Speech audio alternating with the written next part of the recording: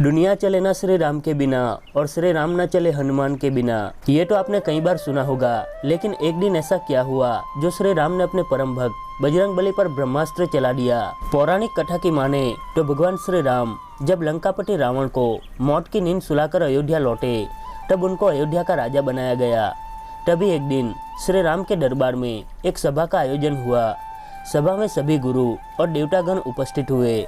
बता दे, उस सभा में चर्चा हो रही थी कि राम ज्यादा शक्तिशाली है या राम का नाम। सब लोग राम को ही सबसे ज्यादा शक्तिशाली बता रहे थे। वही नारद मुनि का कहना था कि राम नाम में ज्यादा ताकत है। नारद मुनि की बात कोई सुन नहीं रहा था। तभी दूर से हनुमान इस चर्चा के दौरान चुपचाप बैठे सभी की बातें सुन रहे थे। और जब सभा खत्म हुई, तब नारद मुनि ने हनुमान से ऋषि विश्वामित्र को छोड़कर सभी मुनियों को नमस्कार करने को कहा। नारद की इस बात पर बजरंगबली ने सवाल किया कि उनको ऋषि विश्वामित्र को नमस्कार क्यों नहीं करना है। इस पर नारद ने बताया कि वो पहले राजा हुआ करते थे, इसीलिए उनको ऋषियों में गिनना व्यर्थ है। तभी बजरंगबली ने ठीक वैसा ही किया जैसा नारद ने कहा था। हनुमान सबको नमस्कार कर चुके थे, लेकिन उन्होंने विश्वामित्र को नमस्कार नहीं किया। इस बात पर ऋषि विश्वामित्र क्रोधित हो गए और उन्होंने भगवान राम को आदेश दिया कि वो तुरंत हनुमान का वध कर दे। फिर क्या, प्रभु श्री राम अपने गुरु विश्वामित्र के आदेश को टाल नहीं सकते थे, जिसके बाद उन्होंने हनुमान को मारने का निश्चय किया। तभी हनुमान ने नारद मुनि से इसका समाधान पूछा। इस पर नारद मुनि ने बजरंगबली को सलाह दी कि वो राम नाम जपना शुरू कर दे। हनुमान ने राम नाम जपना शुरू कर दिया। भगवान राम ने अपने गुरु का सम्मान करते हुए बजरंगबली पर बाण चला दिए, लेकिन बजरंगबली निरंतर राम नाम का जप करते रहे। फिर बिना समय व्यर्थ किए भगवान राम ने हनुमान पर सबसे शक्तिशाली अस्त्र ब्रह्मास्त्र चला दिया, लेकिन हनुमान पर इस बार भी कोई असर नहीं हुआ।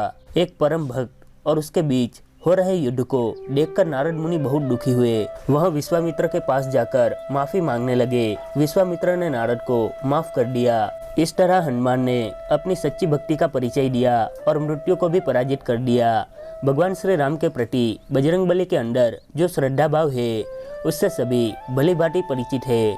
इसी भक्ति भाव के कारण ही बजरंगबली को भक्त शिरोमणि भी कहा जाता है। नारद मुनि सभी लोगों को ये समझाना चाहते थे कि राम नाम में ज्यादा ताकत है, श्री राम में नहीं।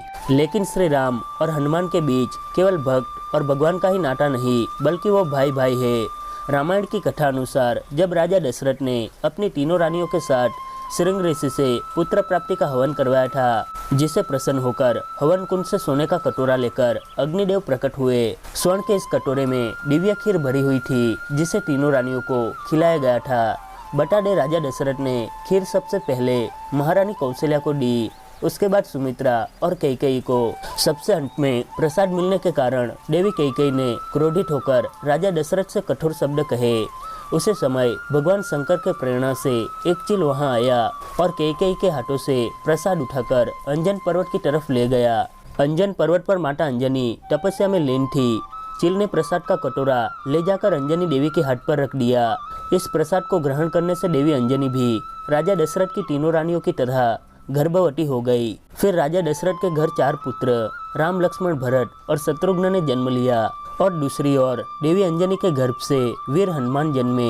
एक ही खीर से जन्म के कारण भगवान राम और हनुमान में भाई का रिश्ता माना जाता है।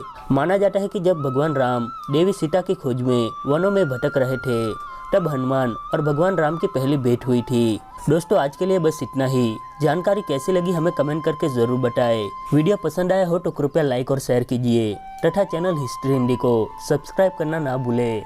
आपका बहुत बहुत धन्यवाद।